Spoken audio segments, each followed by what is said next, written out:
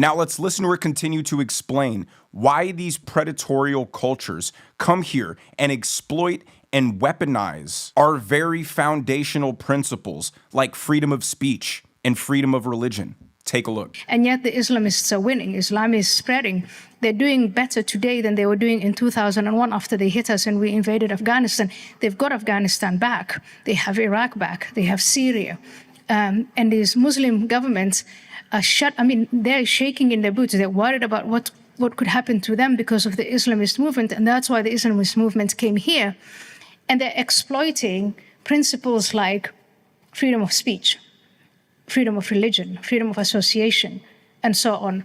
And of course, these progressive movements that we have here, we've got to understand that, and we've got to become really creative in finding a way of preserving our principles. I don't want to give up on the freedom of speech, but on the other hand, on beating the Islamists at their game. They are exploiting the fundamentals that have created our peaceful, prosperous, and free society. The very same principles their culture and religion don't agree with, to enact their religious obligation to destroy our country from within and change it from a country that accepts religious diversity to one that is an Islamic theocracy. It's the same delusional philosophy that allowed Democrats to support 20 million illegal immigrants coming across our border during the Biden administration. But the moment we want to get these violent people out of our country, they hide behind the constitutional right of due process. And you can already see the disastrous effects of this hostile takeover in England. In England, it's totally permissible